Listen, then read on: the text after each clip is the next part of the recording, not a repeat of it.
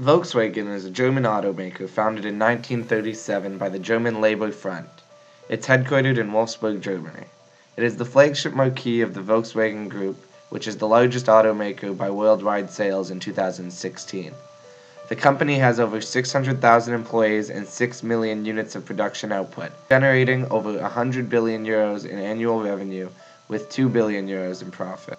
For the protection of human health and the environment, every automobile in the United States must have emissions testing done to meet the requirements set by the United States Environmental Protection Agency, or the EPA, an agency of the United States federal government executive branch. In the test, a government agent would simulate the real driving in the laboratory. At the same time, the produced emissions would be collected and calculated to get a result of emissions per mile. Emissions testing is at the heart of the VW emissions scandal, which began to surface in 2014 when a lab at West Virginia University carried out emissions testing on several VW vehicle models, all with the engine EA189, which showed poor on-road emissions performance. These models included the Jetta, Beetle, Audi A3, Golf, and Passat. This soon raised the attention of the EPA as well as regulators from multiple countries. After a year-long official investigation into the case, in September 2015, the United States EPA formally issued a notice of violation of the Clean Air Act to German automaker Volkswagen Group. The EPA discovered that Volkswagen had been using a software program in turbocharged direct injection diesel engines which only activated their emissions controls during laboratory testing. As a result, the engines produced nitrogen oxide output levels within the US standards during regulatory testing, while emitting up to 40 times more nitrogen oxide levels in real-world driving.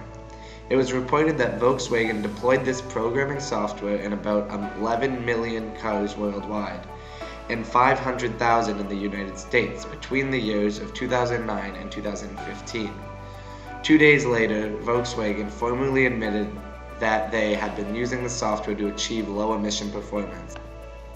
In the following days, VW, the world's largest automobile provider, stock went down nearly 30%, following by a US congressional testimony.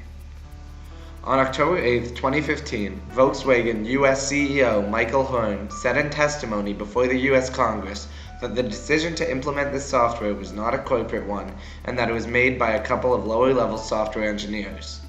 However, skeptics believe that there is no way that the software could be implemented in millions of cars without any corporate oversight. This is not a mistake. Okay, it's a piece of software that they programmed. So you can't accidentally program a piece of software to do exactly what you want it to do, which is to defeat environmental regulations. Whoever did it clearly did it on purpose. Yeah. And it's not like some computer programmer can be like, let me sneak this into the code. Is it criminal? It does feel criminal. How are you feeling? I'm so disappointed and frankly just pissed off. The fallout from the scandal included both the CEO of Volkswagen and the US CEO resigning, as well as the company settling with the US regulatory bodies to reach a $14.7 billion settlement, the largest of its kind, including $10 billion in buybacks and compensation to car owners, $2.7 billion to the EPA, and a $2 billion investment in zero-emission vehicles. The hurt to VW comes at more than just a temporary monetary price though, as public perception and trust may be permanently broken and affect future sales.